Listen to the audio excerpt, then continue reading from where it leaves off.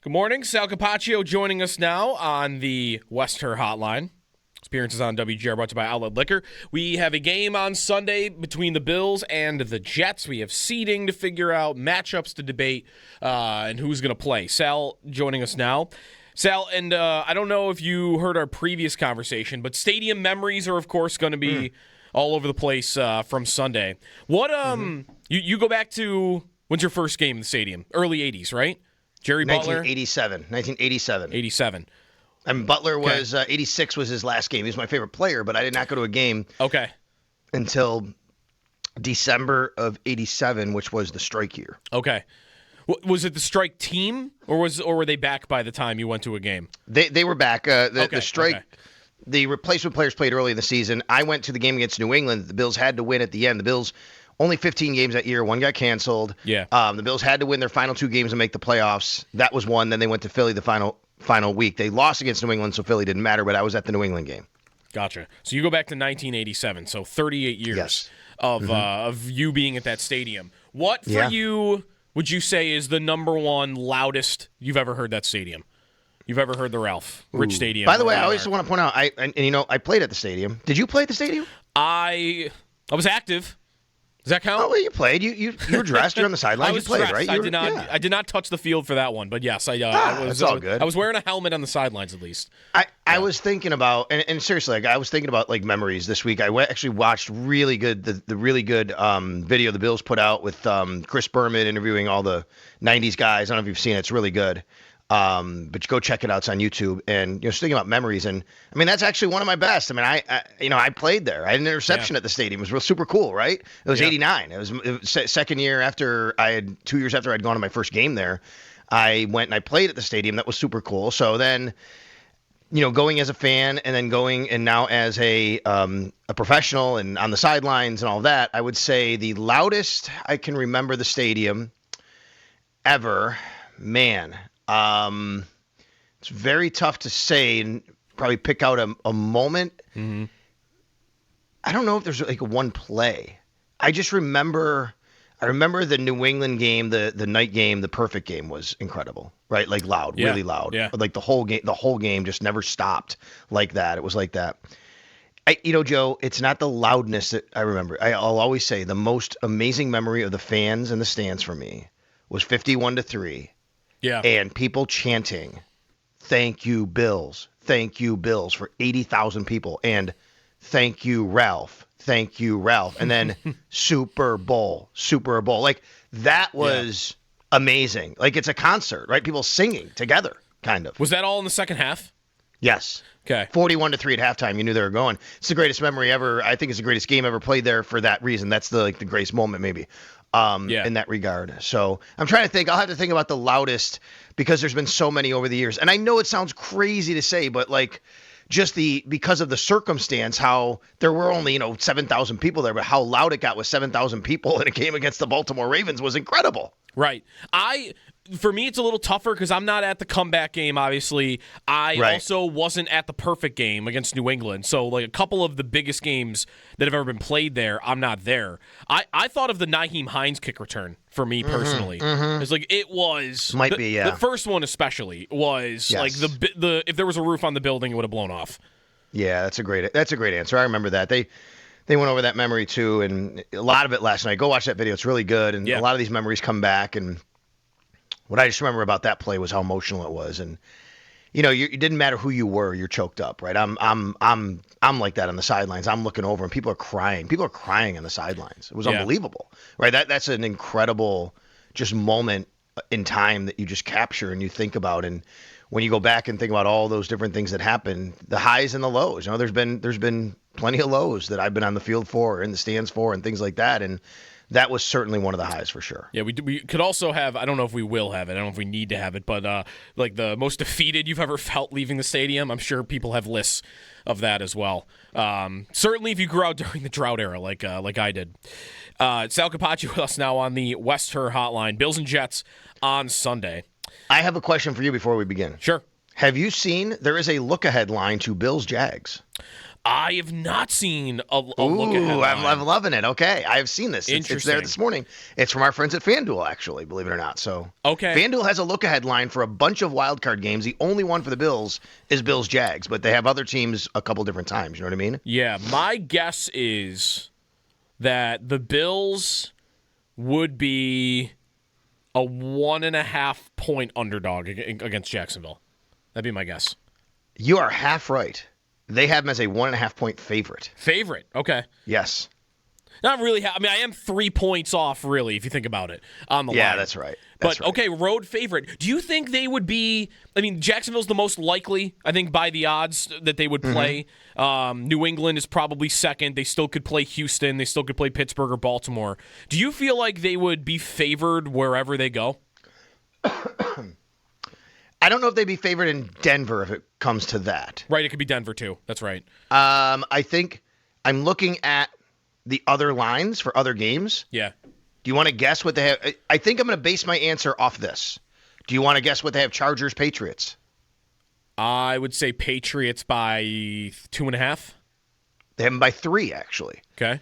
But that tells me I think the Bills would get more love than the Chargers in that situation. Definitely. I think you'd probably look at a Patriots favored by 1 maybe against the Bills. Okay. I don't know, though. It's a good question. Yeah, maybe. that's right. So to answer your question, no, I don't think they'll be favored everywhere, but I could see it. I wouldn't be stunned if that were the case. I wouldn't be stunned if they were favored in New England. Me neither. I wouldn't either. Like, same thing. It's probably a point on either side, whoever's Right. favored. And maybe it's one of those where someone starts the week as the favorite. And, like, this happened last year against Baltimore, right? So, like, the Bills opened the week before the playoff game against the Ravens as the favorite. And I think by the time we got to Sunday, the Ravens were favored. That could change. Yeah, that's right. That's right. You know, they have the Bills and a look-ahead line at FanDuel as favored by 1.5 over Jacksonville in a wild card. And it's also the third highest over/under at 50.5. Yeah. Possibility of what they have. Not every matchup is listed. Like they only have the Bills once, but it's got a pretty high over/under too. Do you have? I know you did a little of this earlier in the week yourself. The two most likely opponents are the Jaguars and the Patriots. Do you have a preference right now between those two teams? Because when I look at it, like I was looking at some of their DVOA numbers this year, and the Jaguars are just, in some cases, far and away better in certain areas of their game than the Patriots are. And the only one New England ranks higher in this season is just their overall pass offense. But if you go to Jacksonville just since they traded for Jacoby Myers, it's even. So if the passing offenses aren't that different, to me, you just have a better overall team in the Jaguars. See, I think that's right, but there is a lot of please don't let your season end in New England type of stuff for me. Uh-huh. Like, you know what I mean? Like that part of it creeps in and it shouldn't. I am not I'm being a little emotional when I think about this question because I just if you go to New England and lose, it is such a tough deal. Like to have to deal with that for the next 9 months. You know what I mean? Would you? I mean, yeah, you go anywhere and you lose, but I mean that would really sting. And I can't. So I think it's a tough question for me to answer because of that. And then, honestly, Joe, you go to win twice in one stadium is tough. Yep. On the road against a division opponent that knows you. But everything you're saying is right. You know that it probably feels like it's the better matchup. Now, I can get to Jacksonville by this, which is, yes, they're playing really well. I've also seen them really stink this year at times. Yeah, they got smoked by the Raiders early in the, or not the Raiders, the Rams early in the year. Right. Whereas New England really, other than the first couple of weeks when they were 1-2 with the Raiders and Steelers, they're in or win every game. Yeah. The one thing that scares me a little bit about the Jags, and again, this is more so since the bye week, is they are lighting teams up, Sal, and they're not doing there's no asterisks right now, which is what you have about New England, which is, but you're doing this mostly against bad defenses. That's right. The Jaguars, they have scored 29 on the Houston defense, 35 on the Chargers defense, and 34 on the Denver defense. Like, they have gone and played some of the best defenses in the AFC playoffs, and they've lit them all up. And that, to me, is that might be more impressive than anything that the Patriots could possibly do against the Jets and the Dolphins and the Raiders and others. They actually have looking at it right now because I saw this the other day. They had the highest strength of wins of any team in the whole AFC. Jacksonville? Yep. Yeah. Their strength of wins.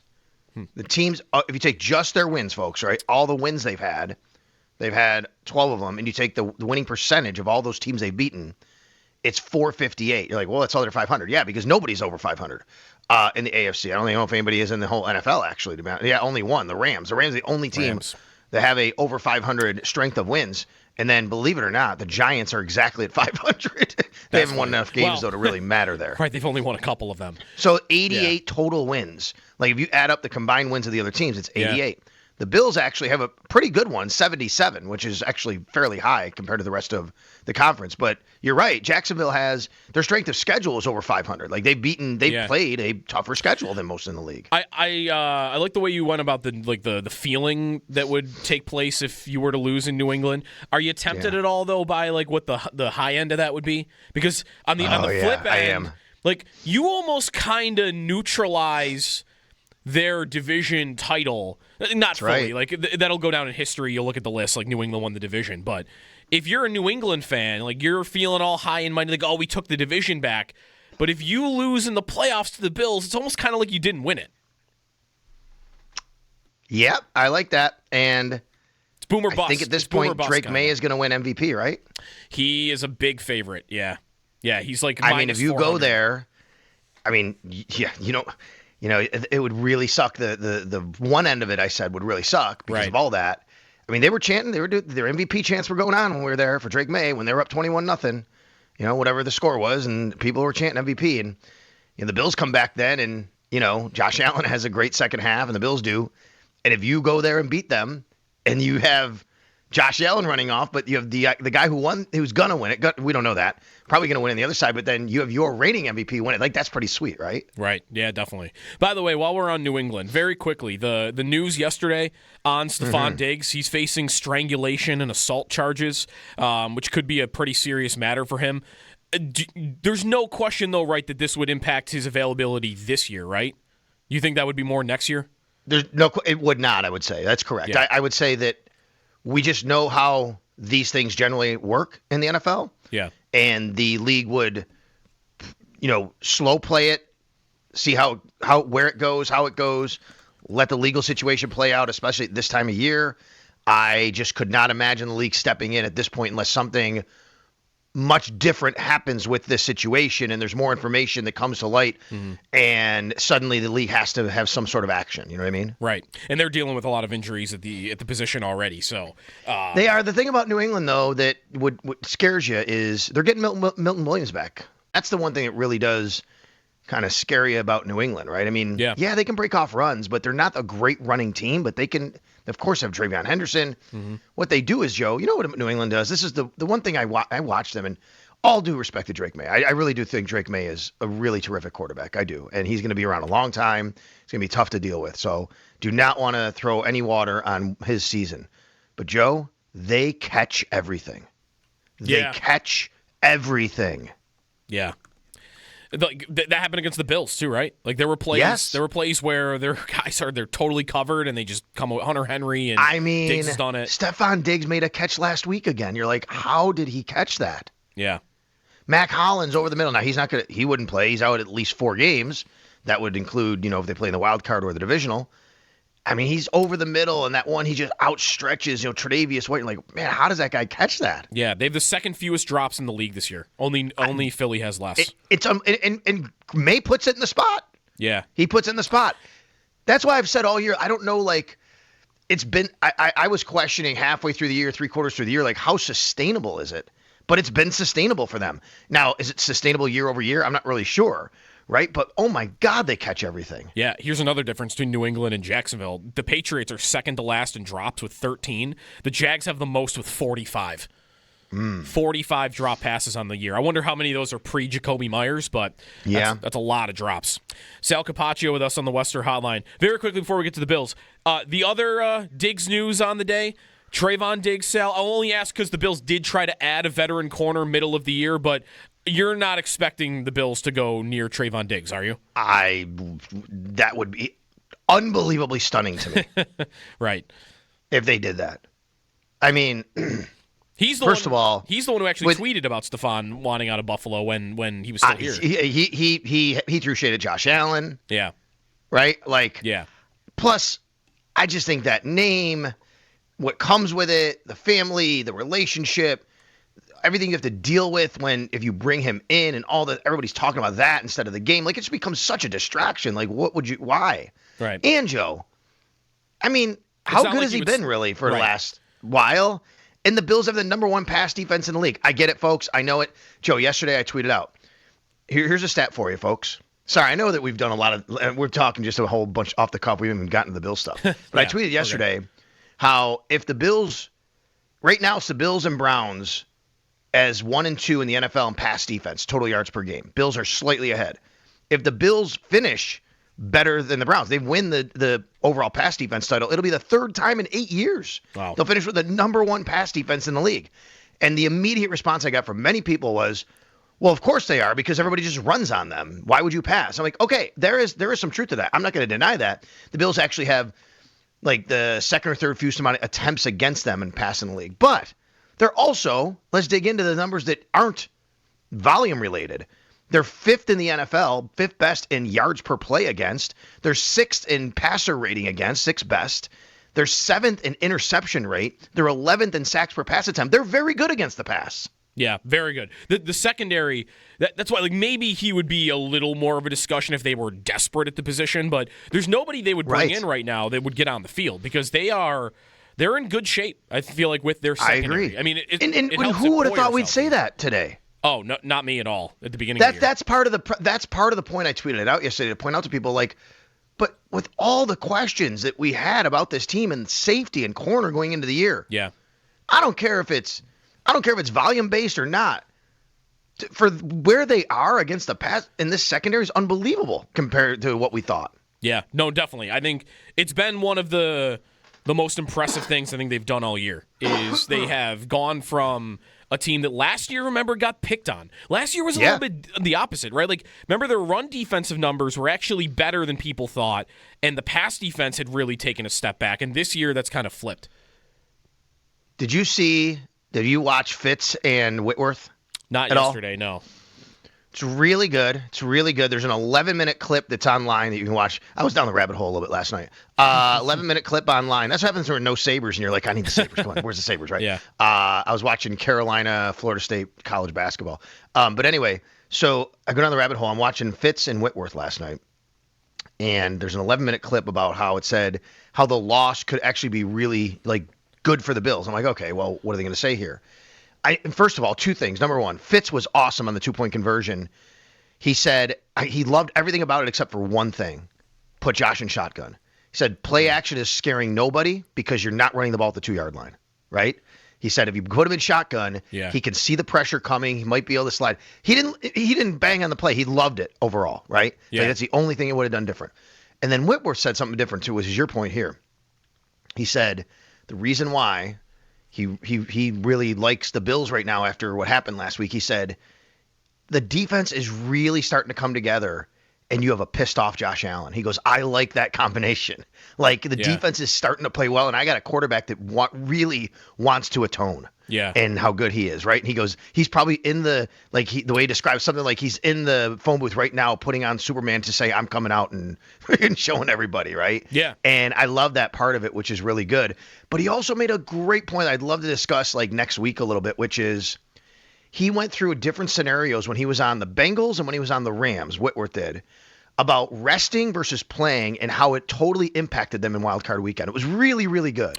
Yeah, there's going to be a lot of debate on that. I know I heard Ross Tucker yesterday. Maybe Eric Wood said the same thing this week, but I know Ross did yesterday that, like a lot of players would prefer the rest over, like playing all the way up to the postseason. And that gets to this week a little bit, Sal, just to close on like where we're going to be this week. We don't know yet. Who I guess in your mind would you say are the most important players that you think should be dialed back or not play at all on Sunday? Like who comes to mind right away for you, other than Josh Allen? Well, the top three answers are Josh Allen, Josh Allen, and Josh Allen. Right. Okay. Right. So what's going to happen? I predict Josh will start and then get out very quickly. he'll keep his streak alive. It's very important to him. The streak is very important to him. It's very important to the organization and franchise. But Josh will start, and then he'll get out. He's got 120-something straight starts, right? That's something that they're going to do. And then I think James Cook. But, you'd love James Cook to get the rushing title. There's no doubt. Now, the advantage is you do have Jonathan Taylor playing before James Cook. He's 47 yards behind. The disadvantage is you have Derrick Henry, who's 150 yards back, who's playing after, and you never know with that guy. He could wind up getting it, right? Yeah. So I think that's number 2 right there. And then the banged up guys, Jordan Poyer. I'll give you one. I think Shaq Thompson is very important because Terrell Bernard's banged up too, right? You cannot lose both middle linebackers. Right. And as much as you need Shaq Thompson in there, yes, that's right. I agree. And then so dial him back. I wonder if Matt Milano would be one guy here. You can't risk at his age. You want to make sure. Maybe Christian Benford because he's so important to what you do. So I don't know if you have a ranking. Yeah.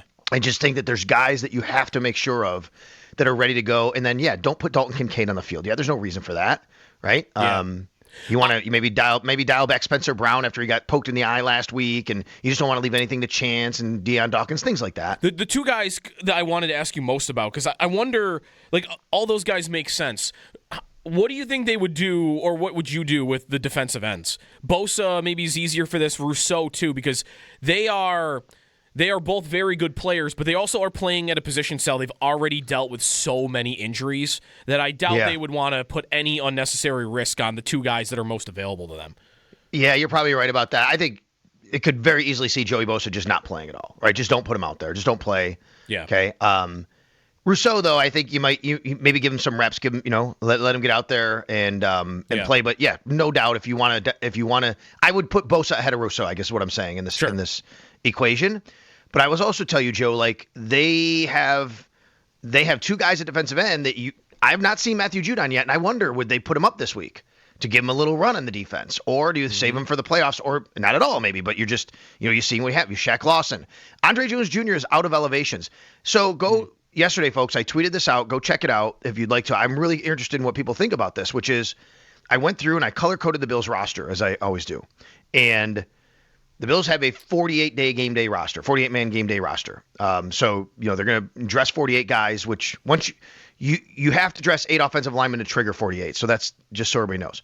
So, but here's the problem. You get 2 elevations, but 4 guys, Joe. Andre Jones Jr., Zion Logue, Balen Spector, and Dane Jackson are out of elevations. You can't elevate any of them for this game. Right. So who do you elevate and how do you play it? Because you can't just rest everybody. People got to play. There's only 48 guys. Right. Yeah, right. You can't rest everybody. At least some guys have to be active, even if you want guys to rest a little bit. You could say, we'd prefer not to have Cole Bishop play the whole game, but he's got to have a jersey. Because we might need him at some point if something happens to guys.